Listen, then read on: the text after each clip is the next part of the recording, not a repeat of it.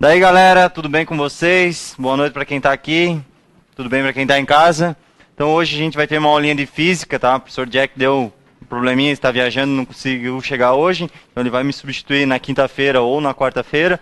A gente não sabe ainda, mas por enquanto hoje a gente vai ter uma aula de física. Então física A, dando continuidade à matéria, hoje a gente vai falar sobre hidrostática. Já está no nome, né galera? Hidro, de água, estática, de parado. Então a gente vai ver os fluidos. Então tem que cuidar um pouquinho referente a esse estudo. Primeira coisa que a gente tem que ter consideração quando está falando de hidrostática é a densidade ou massa específica de um corpo. Então a gente tem que ver que densidade é a distribuição da massa por unidade de volume. Denomina-se então densidade. Então a gente sabe que para ter densidade eu tenho que verificar quanto esse corpo tem de massa por unidade de volume, o quanto essa massa ocupa de espaço. Qual a unidade no Sistema Internacional para massa? Massa é quilogramas e volume é metros cúbicos, né? Porque a gente está medindo o volume de um recipiente ou de algo que esteja contendo esta água ou esse corpo. Então a gente sabe que no Sistema Internacional é quilogramas por metro cúbico. Mas imagine que a gente medir tudo, tem que ter o quê? 1 metro cúbico de água, 1 metro cúbico de chumbo, é uma coisa muito grande. Então, usualmente a gente utiliza o quê? Gramas por centímetro cúbico. Então, a gente tem uma conversão que 1 grama por centímetro cúbico é igual a 1000 quilogramas por metro cúbico. Temos uma tabelinha, substância por densidade. Então, a gente sabe que a madeira é 0,5 grama por centímetro cúbico, a gasolina 0,7 grama por centímetro cúbico, o álcool 0,8, o alumínio 2,7, o ferro 7,8, mercúrio 13,6. Tá? Então, a gente tem que considerar que, quando se fala de densidade ou massa específica, eu estou vendo a relação com a massa e o volume que essa massa ocupa. Pressão de uma força. É o coeficiente, a intensidade da componente perpendicular à força área com a superfície. Então, nada mais é do que a força que eu estou aplicando sobre a área que estou em contato. Tem que cuidar que ali está dizendo força perpendicular. Se eu tenho força, eu tenho que imaginar que é uma grandeza vetorial. Ela tem modo, direção e sentido. Se a força não está perpendicular à superfície, ela tem um determinado ângulo, o que eu vou ter que fazer com essa força, galera? Muito bem, galera, eu vou ter que decompor essa força. Tá? O que me importa é apenas a força perpendicular. Então, pressão é a força perpendicular que eu faço sobre uma superfície. Exemplo, uma cama de pregos. Por que eu posso deitar numa cama de prego? E não posso deitar numa cama de prego com um prego só? Se eu tivesse um prego só, eu teria apenas a superfície de contato sobre o meu pezinho ou sobre o meu corpo, eu teria apenas uma área muito pequena. E se eu tenho uma área pequena, eu tenho pressão grande ou pressão pequena? Grande. Ela é o quê? Inversamente proporcional. Quanto maior a área, menor a pressão. Tá? Então tem essa situação. Mesma coisa da faca. A gente afia a faca para quê? Para que fique com uma área de contato muito pequenininha, para que eu faça pouca força para cortar um pedaço de carne. Ou de vegetal, né? Depende de quem estiver assistindo nossa aula. Então a gente sabe que no Sistema Internacional, força é medida em newtons e a área é medida em metros, que nada mais é do que uma distância. Então é metros ao quadrado. Usualmente a gente utiliza Pascal, PA. Também é uma unidade de medida de força. Então essa situação é bem interessante na balada, né? Você está lá na festa, eu prefiro que um marmanjo de 2 metros de altura, pé 44, pise no meu pé, do que uma princesa com salto agulha, né? Porque eu sei que a força que vai atuar sobre mim, a pressão vai ser muito maior, né? Mas a princesa pode se aproximar mais fácil, né? Vamos lá? Próxima, pressão atmosférica ou experiência de Torricelli. A gente sabe que nossa atmosfera tem ar, e esse ar pesa. Se ele tem peso, ele faz uma força sobre a Terra. Eu tenho aquela força gravitacional, então eu sei que a massa da Terra faz o que com a massa do ar? Atrai.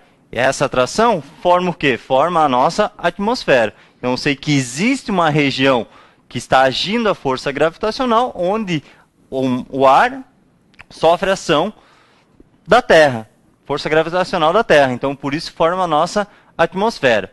Para comprovar que existe essa atmosfera e toda essa massa de ar faz uma força sobre a nossa cabeça, Torricelli criou esse experimento. O que ele fez? Ele pegou um tubo de 1 metro, encheu de mercúrio, tá? Que é um mercúrio, a gente viu antes que ele é bem denso, ele tem 13,6 gramas por centímetro cúbico, então a densidade dele é muito grande. Encheu esse tubo, tá? Considere que ele esteja virado, tampou, virou esse tubo dentro de uma bacia com mercúrio e soltou. E verificou o quê? Verificou que teve uma região que ficou com vácuo, não tinha ausência de ar, então nessa parte ficou sem oxigênio, e a distância que ficou do mercúrio ficou com uma coluna de 76 centímetros. Tá? Então ele definiu o quê? Que essa coluna ficou com 76, por quê? Porque a pressão que a atmosfera faz sobre esse mercúrio deixou que a coluna ficasse com 76 centímetros de mercúrio. Então ele definiu o quê? Que a pressão atmosférica, a pressão atmosférica pode ser calculado como 1 atm, eu posso denominar que a pressão atmosférica ao nível do mar é 1 atm, ou 760 milímetros de mercúrio, que equivalem a 1,013 vezes 10 na quinta pascal. Então a gente sabe que o nosso corpo não sente essa pressão porque a gente é preparado para ela, mas a gente sabe que tudo está recebendo uma pressão de 1 atm, ao nível do mar. Agora eu vou subir a serra, vou subir uma montanha. É a mesma pressão atmosférica? É maior ou é menor? É menor. Por quê? Porque a massa de ar vai ser menor. Quanto mais alto eu estiver, menor quantia de partículas eu vou ter sobre a minha cabeça. Por consequência, a pressão atmosférica é menor. Então, ao nível do mar, eu considero que eu tenho 1 atm, em relação dessa massa de ar que tem sobre a nossa cabeça. Teorema de Stevens. O que ele definiu? Definiu a pressão de um líquido dentro de um fluido. Tá? Então agora eu tenho que imaginar o quê? Que eu vou ter uma bacia, eu vou ter algo que tenha um líquido. Vamos considerar a água. Primeiro, vaso comunicante. O que ele quis considerar como vaso comunicante? Se eu tenho vasos diferentes e eu tenho pontos... Vou mudar a cor da caneta. Só um minuto. Se eu tenho ponto A, ponto B e ponto C, A, B, C e D, e eles estão à mesma altura, independe do formato desse vaso. Independe do formato do vaso. Só vai depender do quê? Da altura que esse ponto tiver. Tanto A como B, como C e o D estão na mesma altura.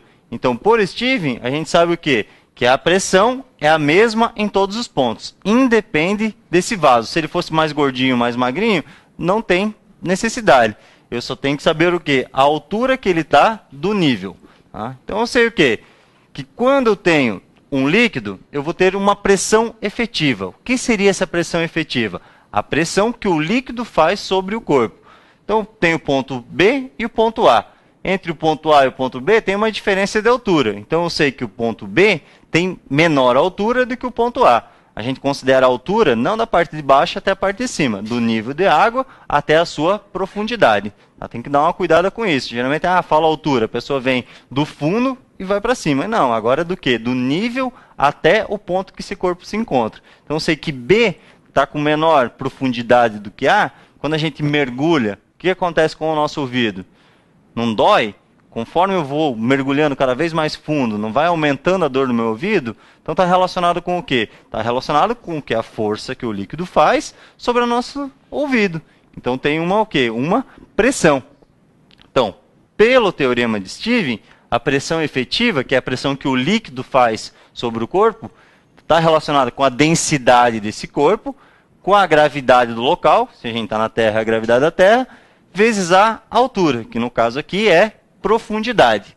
Mas eu sei que, além desse líquido, eu tenho uma pressão sobre o líquido. Qual a pressão que é feita sobre o líquido? É a pressão da atmosfera. A gente sabe que essa A atmosfera, ela faz força sobre tudo. Então eu sei que eu vou receber a pressão do líquido, mais quem? A pressão que o líquido sofre da atmosfera. Então eu sei que a pressão absoluta vai ser a pressão atmosférica mais a pressão efetiva. Por consequência, vai ser a pressão atmosférica mais, que a gente sabe, se tiver o nível do mar, é 1 atm, mais a densidade desse líquido, vezes a gravidade, vezes a altura do nível que eu me encontro. Quanto mais fundo, mais eu tenho pressão, maior eu sofro pressão.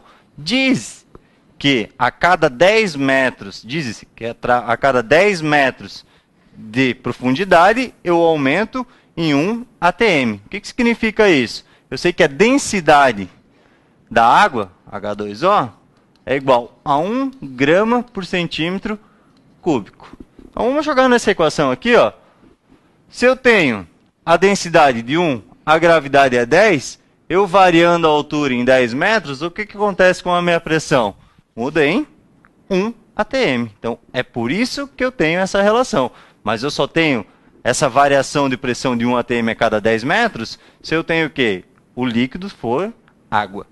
Tá? Então aqui tem uma relação, uma experiência bem simples. Eu encho uma garrafa de água e faço 3 furos, em níveis diferentes. Eu consigo perceber o quê? Que no furo mais abaixo, a pressão é maior. Então significa que vai sair o líquido com maior distância entre ele e a garrafa. Quanto mais em cima, menor a pressão. Então a distância é menor. Essa é uma experiência bem fácil de ser feita em casa. Está relacionada com o quê? Com o princípio, com o teorema de Stevin. Próximo, princípio de Pascal. Esse o vestibular adora. Está relacionado com o quê? Com o acréscimo de pressão produzido em um líquido. Esse acréscimo de pressão feito no líquido se transmite integralmente para todos os pontos do líquido. Então, eu sei que a variação de pressão no ponto 1 vai ser igual à variação no ponto 2. Quem que é pressão, galera? Pressão não é força sobre a área?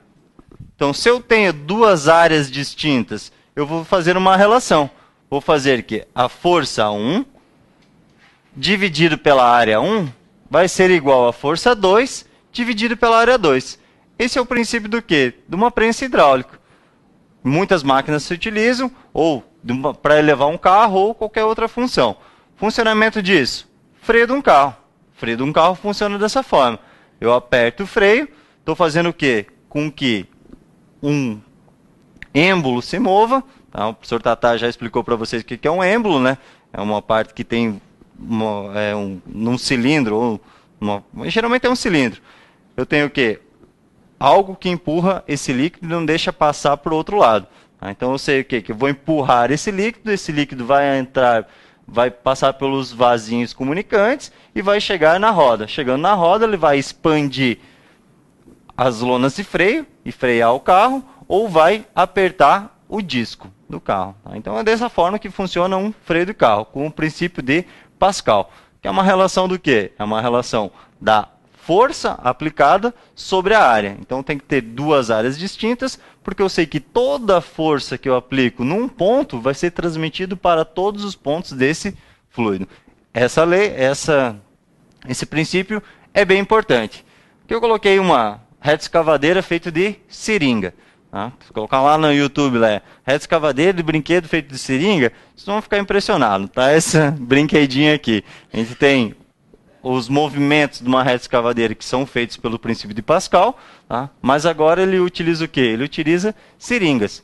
Então ele fica brincando. Então só não brinca quem não tem criatividade, né? Isso meu avô falava. Então dá para brincar com várias coisas. Dinheiro faz coisas, mas criatividade faz muito mais. Então o princípio de Pascal é extremamente importante, tá, pessoal? Eu brinquei bastante de coisas bem estranhas quando criança. Os meus carrinhos eram de lata e assim vai. Tá? Mas eu ganhei bastante. A mamãe sabe que ela me deu bastante brinquedos também. Mas enfim. Então a gente utiliza muito desse princípio de Pascal na nossa vida. Tá? A gente sabe que seringas funcionam dessa forma e assim por diante. Vamos lá? Último, galera. O princípio de Arquimedes. Aquela situação que quando você vai na praia, conhece uma pessoa, entra na água, aí toda aquela situação de chaveco, não sei o que, daí rola uma química, né? Você vai lá dar uma esquentada, porque a água aqui em Floripa é muito fria, quem não conhece, né? A água aqui é extremamente fria, até no verão, né? Fica bem fria a água. Você quer se esquentar, e você vai, pega, abraça a menina e fala, nossa, que leve que é essa pessoa. Ela deve pesar 30 quilos, né? Tal. Sai da água, leva um mega susto, né? Por que que lá dentro da água a sensação é que ela era muito mais leve, que o peso dela era menor? Porque existe o que a gente chama de empuxo. O que seria esse empuxo?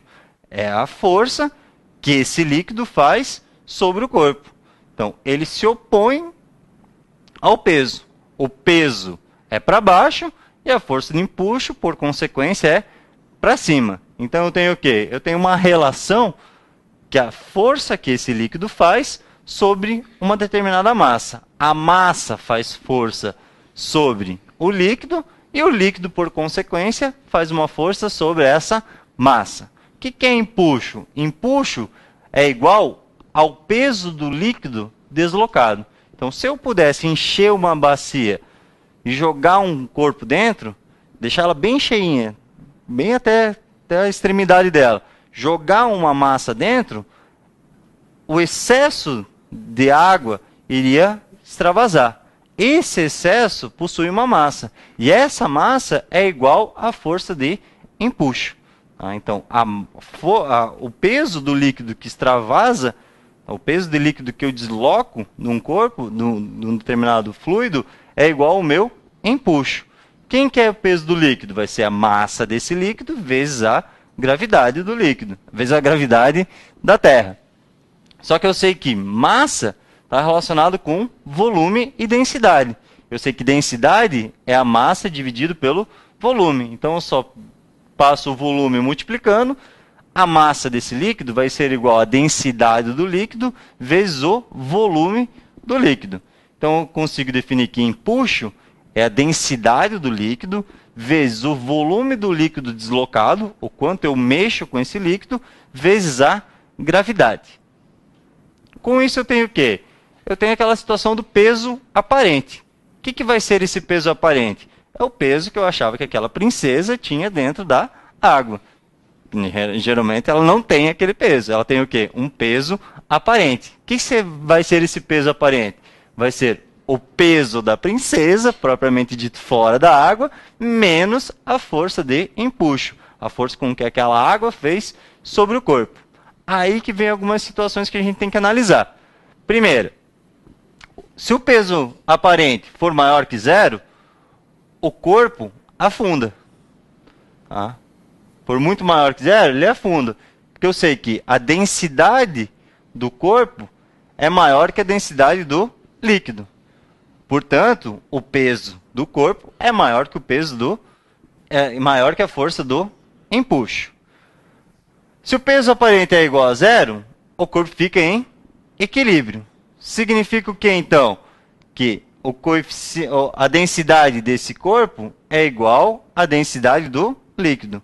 Portanto, o peso do corpo é igual ao peso, à força que o empuxo faz sobre esse corpo. Se o peso aparente for menor que zero, o corpo sobe. Significa o quê? Que a densidade desse corpo é menor que a densidade do líquido, portanto, eu tenho que o peso é menor do que o meu empuxo.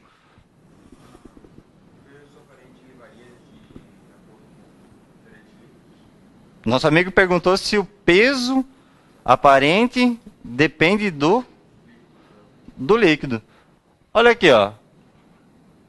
Se eu tenho que o peso aparente é a diferença entre o peso e o empuxo está relacionado com a densidade do líquido, eu tenho uma diferença. Se eu tiver líquidos diferentes, eu vou ter força de empuxo diferente, que é uma relação entre a densidade e o volume de água deslocado. E as pessoas ficam sempre assim, como que um navio flutua? O navio é mega pesado, né? Como que ele flutua? Mas existe o quê? Uma relação entre volume e densidade. O volume que ele ocupa está relacionado com a densidade, né? Eu sei que massa e volume é densidade. Então, o que eles fazem? Eles têm uma massa muito grande, mas o volume que aquela massa ocupa também é muito grande. A gente sabe que o navio não é todo de aço. Ele tem o quê? Ele tem espaços vazios. Está vazio.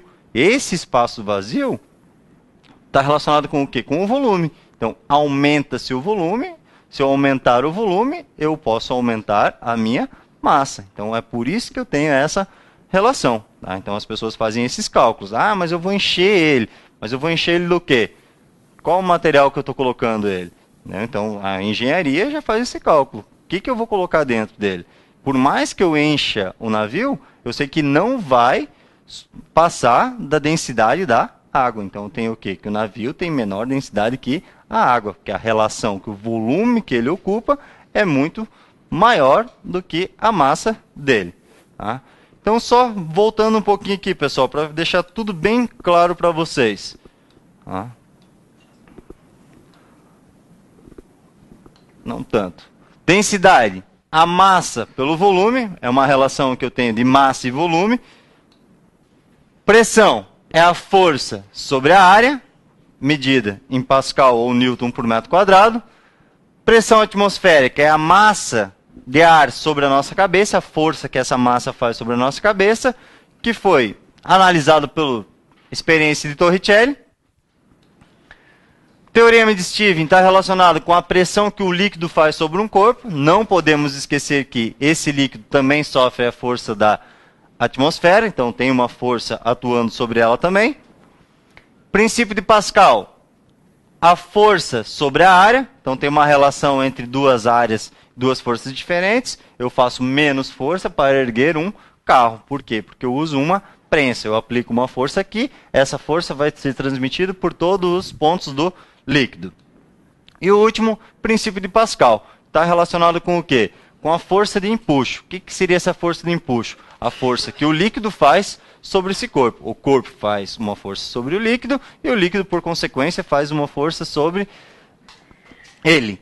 Sendo que eu sei que o meu empuxo vai ser a densidade do líquido, está relacionado com a densidade do líquido, com o volume que esse líquido é deslocado, ou quanto maior eu desloco o líquido, maior será a minha força de empuxo, vezes a gravidade. Sendo que isso vai ter a consequência de um peso aparente, tá? Que é aquela relação de as pessoas parecerem muito mais magras dentro da água, tá? E corpos afundam, ou ficam em equilíbrio, ou sobem, dependendo desse empuxo.